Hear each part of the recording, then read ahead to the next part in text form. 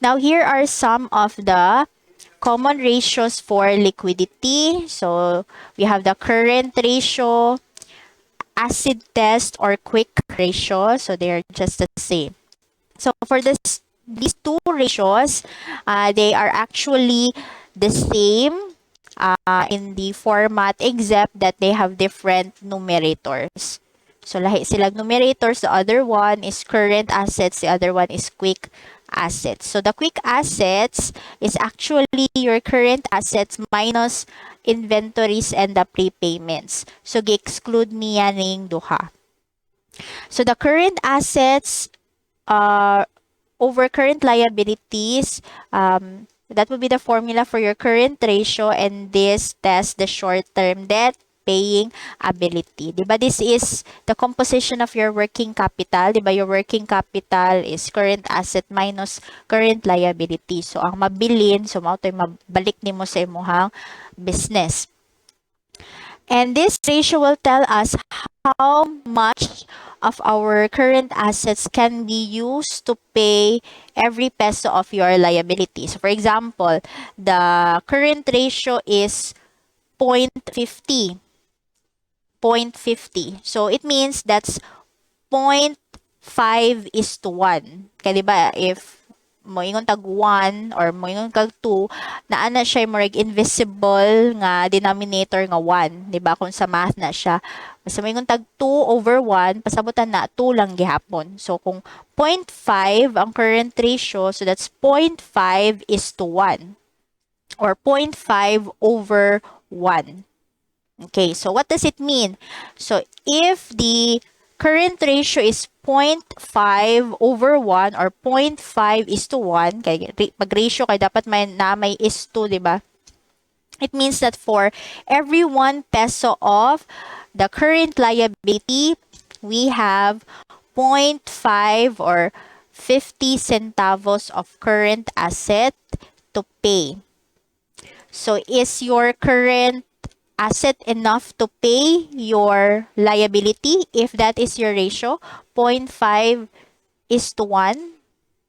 Do you have enough current assets to pay your liability? Okay, so that is not enough. That is kulang, di ba? You need how much? How much do you need to pay off 1 peso? You also need 1 peso, di ba? Para mabayaran. Considering nga naa kay bayro nun, kita hay next week. Naku, bayro nun next week nga 2,000. Unya ang akong money lang kay 1,000. So, 1,000 over 2,000. So, mo to siya 0.5, di ba? 1/2 ra ang ako ang kayang ibayad. So, this means I am not liquid. I cannot pay off my liabilities, my current liabilities completely. So, dili siya nga na ka liquid. Tiaw baka to nga aray mong kayang bayaran. So, if that is the case, if you can look at your FS and you have observed nga na akong ratio, so murag alanganin ta, diba? Kinahanglan pag yun ta mo exert og more effort in order to collect more. Dapat naagid tay money because dili man nato pwedeng ingnon. For example, ang usual man nga short-term liabilities, diba, mga utilities, diba, kuryente, tubig, if needed ang internet, sa inyong business, internet, of course, salaries of your employees, magbayad pa ka o mga sari-saring taxes. So, bayaran mo na siya in the near na gyud nga future. Ano naman siya, nagkaduol man jud ang mga due dates ana niya. We cannot just say that I will not pay your salary ha kay wala pa tay money, di man na siya pwede, di ba? So kinahanglan man gyud na siya bayaran. So we need to make sure that we have enough current assets. But measuring it using current assets may not be that realistic, because remember that not all your current assets can be used to pay your current liabilities. Diba? What are examples of current assets? Diba natin? Cash, natin accounts receivable, inventories, isa pa to, marketable securities, prepaid expenses. question, are all those assets can qualify as payment for your current liabilities? Asa ra may pwedeng mo qualify ato? Asa may pwedeng pambayad? Cash, accounts receivable, inventory, prepaid expenses, marketable securities, which can be used to pay off your liabilities. Okay. Of course, ang pinaka magamit pangbayad og utang is cash, di ba? Second, ang pwede po natong mapambayad sa cash, if you can remember in your intermediate accounting, what other current asset can you use to pay for your liabilities? You can also use the accounts receivable. In what way? Can you still remember? In what way can we use accounts receivable to pay? Okay. Na ay assignment. Diba we have the receivable financing? Can you still recall? Diba na ay assignment of receivables? Na ay pledge of receivables? Ka-remember pa? Na ay kung notes receivable, na ay discounting of note. Diba? Discounting of note. Na ay factoring. So, your receivable can be converted into cash.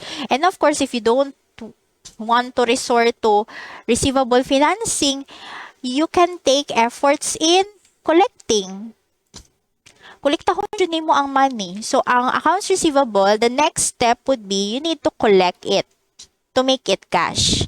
So, therefore, if we're going to consider the current assets, tanan, it's not that realistic nga maoy atong ipambayad. Kay imagine, can you offer the utilities company, like for example,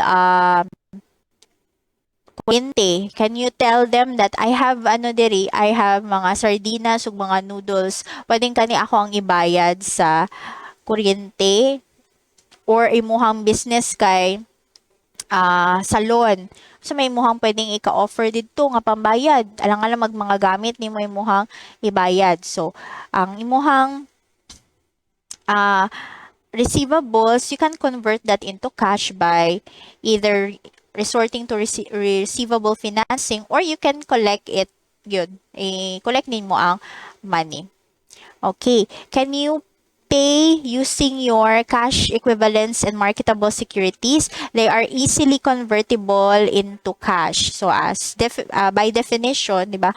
Cash equivalents are easily convertible into cash. So you can sell them. So mas dali siya mabaligya. So pwede siyang ipambayad. You can if they will accept securities, then pwede siya. It's either you sell them or you exchange those marketable securities or cash equivalents because they are liquid assets. Mudawat ang companies niya, mga big companies. So that is why in the acid test ratio or in the quick ratio, they are the same names. They excluded the inventories and the prepayments from the formula. Okay, for example, in your current assets, dako ang portion of your inventories. Dako ang portion for the prepayments. Just like the analysis earlier previously, a big portion here, for example, that's 22.57% is your inventory. But diba, inventories, it will still go another process pa. You're going to sell it first, and then what happens if you sell it on account? You still need to collect it pa, diba? So taas pa ang process. You cannot realize it immediately. Okay, so okay, that's correct. So you only leave the liquid assets. So mao na siya mas klaro nga measure if we can really pay for our liabilities. Kay considering nga inventories, kinahanglan pa man mo na siya. For example, raw materials pa na siya. You still need to convert that, diba, into finished goods. And if it's already finished goods, you still need to exert effort to sell it. And what if you sell it on account? You still need to collect it. So, dugay pa ang process. Prepayments, why is it excluded? Why do you exclude prepayments or prepaid expenses? Why is it taken out as part of your current assets? What's wrong with prepaid expenses? Anyone? Why do you think it's not included in the quick ratio? Answer, kanang prepaid expenses are not potential sources of cash but represent future obligations that have already been satisfied. Okay, that's correct. So, prepaid expenses, remember what happens to a prepaid expense? Di ba, ang prepaid is an asset because it can still be used. And what will happen if ma-expire na si prepaid expense? What will happen? It becomes expense, that's right. So, if it's an expense, then wala na, magamit na to siya pambayad. Magamit ba na sila mong pambayad sa mga utang? So, dili. Because once it's consumed, it becomes an expense. So, that's why it's taken out. Yeah, just imagine if nag-apil na nimo na siya sa pagkwinta sa current ratio nimo na large portion of your current assets include the prepayments. You cannot use the prepayments to pay for your liabilities. So that's why this is a stricter ratio to determine liquidity. And para mas dali siya hinumduman, so basta current ratio and quick ratio, the denominator would be current liabilities. And ana na sila mag-differ sa ilahang numerator. Another formula wherein the denominator is also the current liabilities is the cash ratio. This time, it only focused on cash. Okay, of course, sa may madali-dali nato o bayad, cash raman yun. So, cash and cash equivalents.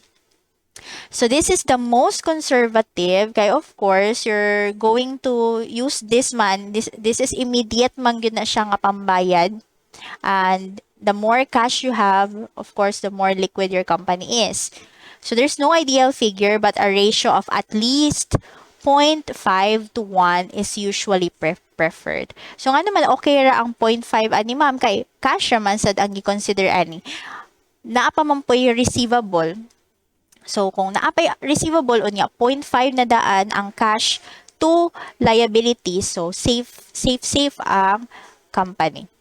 Then, we have working capital to assets. So, there are some formulas here nga it's easier to memorize na because the names of the formulas are usually the components as well of the formulas. For example, working capital to asset. So, meaning working capital is to or over total assets. And we know that working capital is current assets minus current liabilities. So this will determine how much would be or how liquid the company is if you're going to determine the ratio of your working capital to your total asset. And we have the EPS, earnings per share. So the formula is net income minus preferred dividends over average common stock outstanding. So the preferred dividends here would be computed.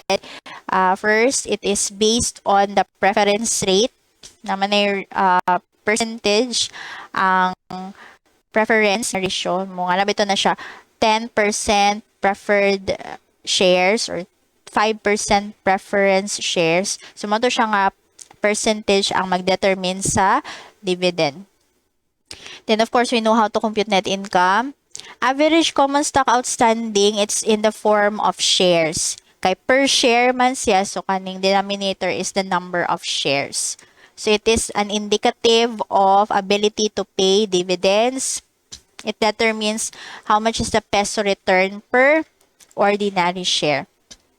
Pilay na balik sa mga owners per share in terms of net income. Di ba maumag yun na siya, kung maghiskutag net income, maunag yun na siya pinaka nahabilin sa pagmamaligya, minus all the expenses, minus pa yun sa dividend. So, maunag yun na siya ang nabalik sa mga owners per share.